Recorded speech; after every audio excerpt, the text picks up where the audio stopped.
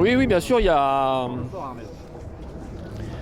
déjà beaucoup de déceptions parce que j'étais venu pour jouer autre chose que de faire une transat après les autres. Mais au final, ça a été une belle aventure. On a réussi déjà à repartir. C'était un beau pari, un beau challenge que l'équipe a su relever parce qu'on avait des sacrés dommages sur le bateau et en 36-48 heures, toute l'équipe s'est mobilisée. On fait un super travail pour pouvoir repartir et reprendre la mer le samedi, il y a 8 jours maintenant. Et puis après, oui, moi j'ai fait ma course différemment, bien sûr. Ça a été autre chose. Une autre expérience, j'ai essayé de me donner d'autres objectifs, essayer de rattraper les autres bateaux qui étaient devant. C'était assez facile parce qu'il y avait bien sûr beaucoup de bateaux moins rapides, mais mine de rien, c'était toujours positif et motivant de doubler comme ça les petits camarades. Et puis j'aurais bien aimé grignoter encore les 2 multi 50 ce matin, mais j'ai pas réussi. Donc c'était un beau challenge et puis essayer de faire une belle trajectoire, de continuer à apprendre sur ce bateau parce que c'est des expériences qu'on ne fait pas forcément souvent en solitaire, en compétition avec ces machines-là. Et puis oui, bien sûr la déception parce que c'était pas ça que j'imaginais, mais bon, c'est comme ça. Il y a eu beaucoup de... J'ai retrouvé très vite mes sensations de ce qu'on avait fait à l'entraînement depuis des mois, les vitesses, notamment les dernières 48 heures, là c'était à fond dans les alizés, sous Grand Geneker, ça marchait entre 33 et 40 nœuds de vitesse, c'était génial, quoi. Le bateau était fantastique.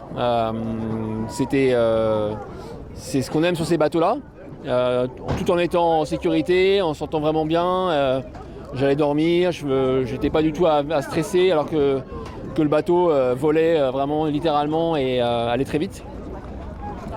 Donc j'aurais bien aimé le faire avec d'autres, mais je le faisais pour moi-même et puis pour toute l'équipe, pour le sponsor bien sûr, Banque Populaire qui nous a donné cette confiance sur ce projet et on avait envie de réussir au moins de terminer cette route du Rhum. Il y a 4 ans on n'avait pas pu le faire, c'était important, d'autres n'ont pas eu cette chance cette année, certains ont dû abandonner et nous on avait la chance de pouvoir repartir et on l'a fait.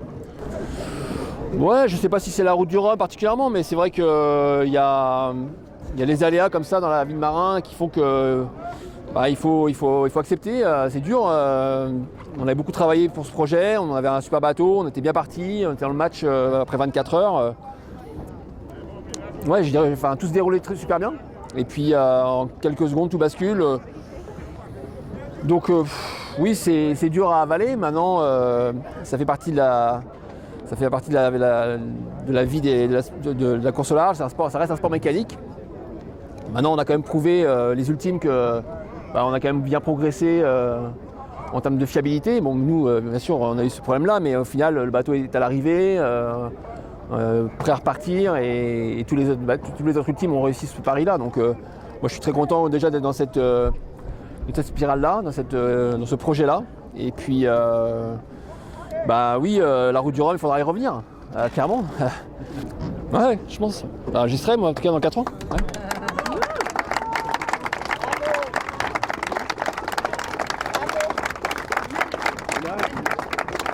Non, c'est pas prévu pour nous. On a un tour du monde l'année prochaine à faire en solitaire. C'est un gros morceau. Déjà, terminer cette route du Rhum, pour moi, ça me permet d'être qualifié. Donc c'était aussi un objectif secondaire, mais mine de rien pour nous, pour le team, on sait qu'on va pouvoir travailler sereinement cet hiver pour préparer ce grand rendez-vous. Ça reste ça va être un monument de la voile. Faire tout le tour du monde en solitaire avec ces bateaux-là, très peu l'ont fait, moi je ne l'ai pas fait encore, donc on va s'y préparer. On a un peu plus d'un an pour y arriver, donc déjà d'être qualifié, c'est une case qui est cochée et à nous de travailler sur la fiabilité encore pour que la prochaine fois on joue dans le match jusqu'au bout. Super, moi je suis très heureux pour Charles parce qu'il a... c'était pour moi l'adversaire à battre et il a fait une super course. Dès le départ il était à fond, moi je l'ai vu, donc je me suis dit il va falloir s'accrocher. Ce que j'ai fait pendant 24 heures, j'étais dans le match avec lui, je savais qu'il y aurait des opportunités pour être avec lui jusqu'au bout et puis malheureusement je les ai laissés partir. Mais non, je suis très content pour lui, il la mérite amplement, il a mené la course de A à Z quasiment. avec un super équipe, un super bateau. Non, bravo, il n'y a rien à dire. J'ai envoyé un petit message. Déjà quand j'ai fait demi-tour, il m'avait envoyé un petit message, c'était sympa. Et puis quand je suis reparti et je l'ai félicité à l'arrivée, il m'a envoyé un petit message sympa. Donc non, je suis très content pour Charles. Bon, je sais pas, en tout cas moi j'avais à cœur de ne pas lâcher effectivement cette route du Rhum. Je pense que si on réfléchit dans un petit coin de la tête, on peut se dire je rentre chez moi et puis je me mets dans mon canapé et puis tant pis, je laisse tomber quoi. Mais non, faut pas, surtout pas. Je pense que aujourd'hui on avait tout pour réussir à repartir, à faire une autre histoire et on l'a réussi avec toute mon équipe. Je les remercie encore aujourd'hui. Je suis content d'avoir fait ça, même si effectivement il n'y a pas le résultat au bout, mais voilà, c'est une belle histoire. Je pense que on doit montrer aussi l'exemple dans la vie en général. Voilà, pour les jeunes qui nous suivent, on a beaucoup d'enfants, même de gens qui m'ont envoyé plein de messages pour me dire c'est super, t'es reparti. Moi, ça m'a beaucoup touché. Ouais, écoute, c'était sympa de pouvoir échanger avec pas mal de marins quand j'ai fait demi-tour déjà. Bien sûr, il y a eu beaucoup de compassion. C'est des marins qui ont déjà vécu ça. Je pense à Nicolas Troussel, moi je l'ai croisé à l'aller et au retour. Oui,